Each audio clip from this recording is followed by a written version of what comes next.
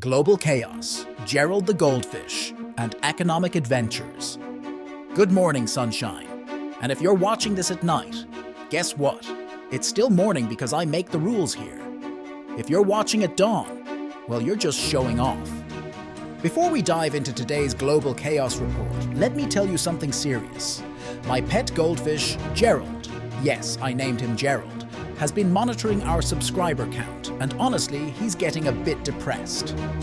He told me yesterday, between bubbles, that his only dream is to see us hit 1 million subscribers.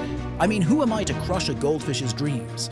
So if you don't subscribe right now, you're basically responsible for fish therapy bills. Now let's dive into what's making the world spin like a drunk ballerina these days.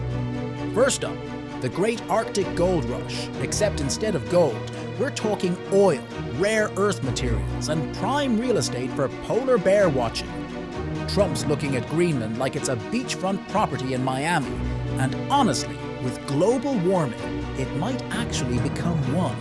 We're talking about 22% of the world's oil reserves hidden under all that ice. Enough rare earth materials to make every tech CEO drool, and shipping routes that could make Amazon Prime look like a snail mail service. But wait, there's more! Russia's playing 4D chess with NATO. They're saying, sure, Ukraine can join your cool kids club, but first, move all your clubhouses away from our backyard. It's like when your neighbor agrees to let your kids have a play date, but only if you move your entire house 2 streets over. Makes perfect sense, right? Speaking of complicated relationships, let's talk about China, the world's economic teenager having an identity crisis. They're growing at 5%, which sounds amazing until you realize they're dealing with the mother of all real estate bubbles. It's like building a house of cards in a room full of fans. Exciting to watch, but you know something's gotta give. And the investors? Oh boy, they're leaving faster than guests at a party when someone suggests karaoke. We're talking about $50 billion worth of thanks but no thanks heading for the exits. That's like $50 billion bills voting with their feet, doing the economic equivalent of ghosting. Now let's talk about the BRICS, the boy band of global economics that's trying to take on the dollar. But here's the thing. In the last 15 years, their currencies have performed like a cover band at a wedding. Brazil's real dropped 72%. That's not a typo, that's a tragedy.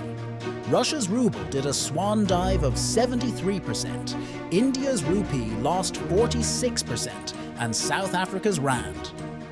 Well, let's just say it's seen better days. The only one keeping it somewhat together is China's yuan, with just a 6.7% drop. It's like being the only person who remembered to bring an umbrella to a rainstorm. Sure, you're still wet, but at least you tried. Meanwhile, in the world of bonds and markets, we're hitting 5% yields, which is making investors act like they just discovered free money under their couch cushions.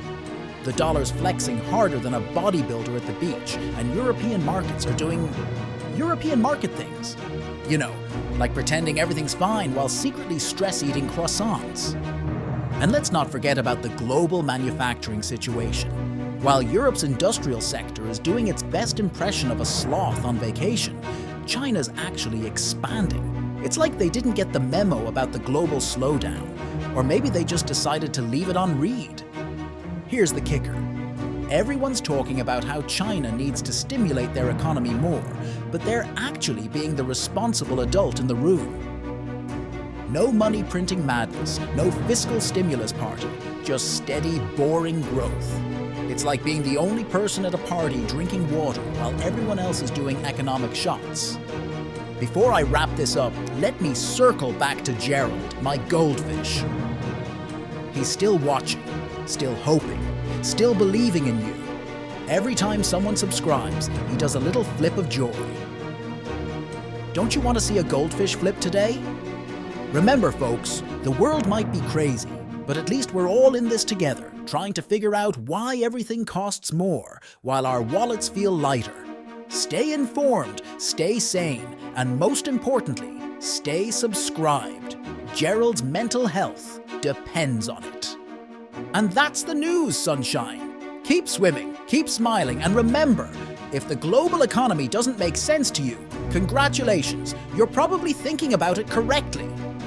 Peace out, economic warriors.